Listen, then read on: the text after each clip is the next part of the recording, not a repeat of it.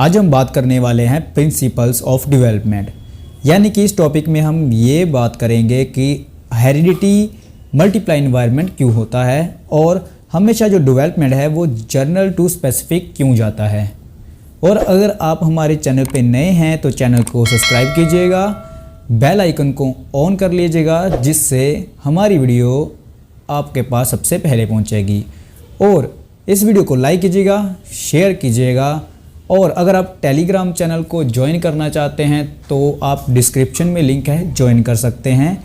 वहाँ पर आपको फ्री नोट्स मिल जाएंगे, यानी कि हम फेसबुक पे भी लाइव आते हैं, जहाँ पर आप सर्च कर सकते हैं लर्निंग बाय जर्मन सर, और वहाँ पर भी आपको लाइव दिखेंगे जो मैथ्स की क्लासेस चलती हैं। तो स्टार्ट करते हैं वीडियो को।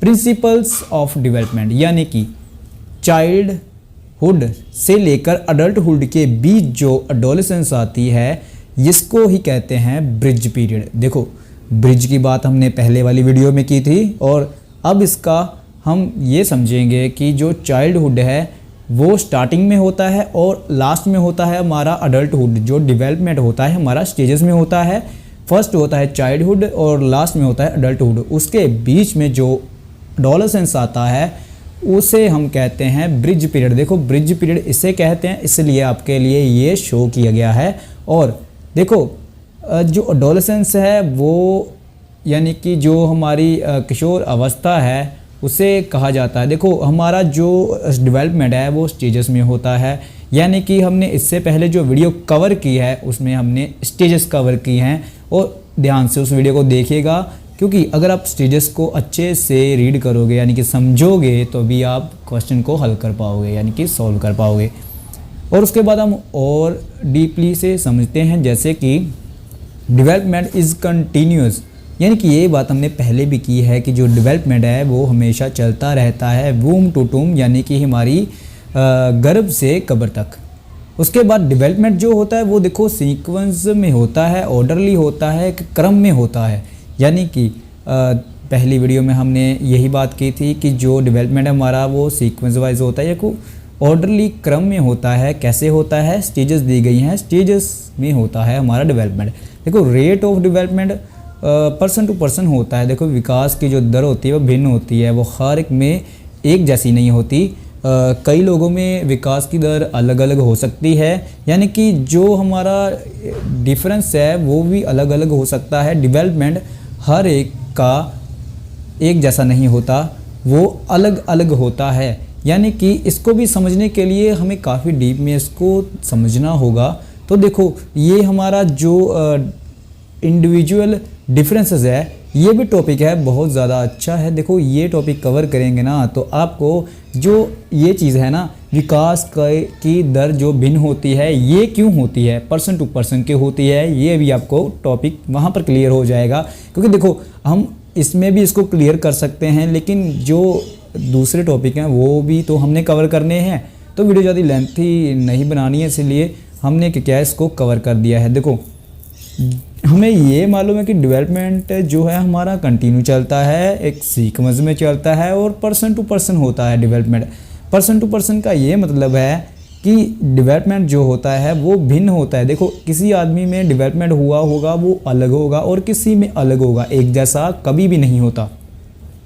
ये बात कवर हमने कर लिया है। और उसके बाद देखो, हमने क्या कहा था, जर्नल टू स्पेसिफिक क्यों होता है। देखो, जब हम किसी चीज़ को करते हैं तो पहले आसान चीज़ करते हैं, उसके बाद जो मुश्किल आती है चीज़ उससे करते हैं। देखो, जर्नल टू स्पेसिफिक का मतलब यही होता है कि हम जो चाइल्ड है उसे पहले सामान्य चीज़ देंगे, उसके बाद विशिष्ट की ओर उसे लेकर जाएंगे। देखो, जो आसान चीज़ है वो पहले करेगा, उसके बाद उसको मुश्किल चीज़ दे दोगे तो उसके लिए वो कोई ज़्यादा मुश्किल काम नहीं होगा। Growth and development is product of both. देखो, ये दोनों का प्रोडक्ट है। देखो, हेरिडिटी एंड एनवायरनमेंट। देखो, हेरिडिटी क्या होती है, वो जीन्स होती हैं जो हमारे माँ बाप से, हमारे माँ बाप यानी कि उनसे जो हमें मिलता है, जो हमारे जेनेटिक में होता है। देखो, अगर आपके पिता की हाइट 7 फीट है, मान लीजिएगा 7 फीट है, तो आपकी भी उतनी हाइट होगी। देखो, आपकी मॉम की 5 फीट हाइट है, शायद से आपकी भी उतनी होगी, क्योंकि जेनेटिक्स में होता है। एनवायरनमेंट की बात करें तो देखो, एनवायरनमेंट चेंजेबल होता है। देखो, हेरिडिटी जो स्टैटिक होती है, यानी कि वो जो होती है वो स्थायी होती है। एनवायरनमेंट जो होता है वो चेंजेबल होता है। देखो एक बच्चे को एनवायरनमेंट अच्छा मिला तो वो अच्छा बन जाएगा, लेकिन एनवायरनमेंट उसे अच्छा नहीं मिला तो वो बुरा भी बन सकता है। इसलिए हमें ये चीज़ तो क्लियर है कि हेरिडिटी और इन्वायरमेंट, आगे की वीडियो में इसमें खुल के बात करेंगे। और डेवलपमेंट इज प्रेडिक्टेबल, अनुमान, पूर्ण अनुमान लगाया जा सकता है डेवलपमेंट का, जैसे कि हमने अभी भी यहाँ पर अनुमान ही तो लगा रहे हैं। डेवलपमेंट इज प्रेडिक्टेबल, उसके बाद आ जाता है there is a constant interaction between all factors of development. देखो ये जो ऑल फैक्टर्स हैं जो हमारे, देखो नीचे लिखा है PCSE, ये हमने पहली स्टार्टिंग वाली वीडियो में हमने कवर किया है, जिसको हम फिजिकल, कॉग्निटिव, सोशल डेवलपमेंट कहते हैं। ये आपस में इंटरेक्ट करते हैं बिटवीन ऑल फैक्टर्स। इसका मतलब ये है कि जो फिजिकल है वो कॉग्निटिव से, जो सोशल है वो इमोशनल से आपस में जुड़े हुए हैं। ये जो हमारे डेवलपमेंट होते हैं आपस में जुड़े होते हैं, तो ये चीज़ समझना हमारे लिए बहुत ज़्यादा इंपॉर्टेंट है।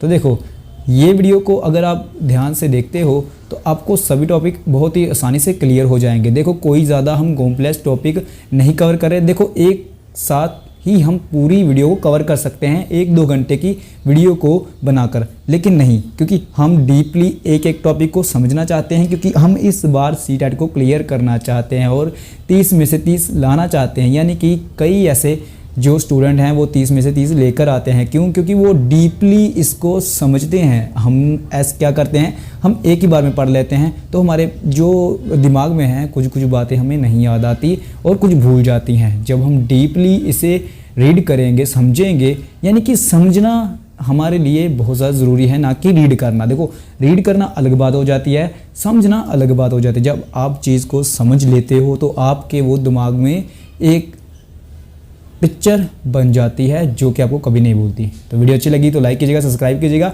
और मिलते हैं अगली वीडियो में जो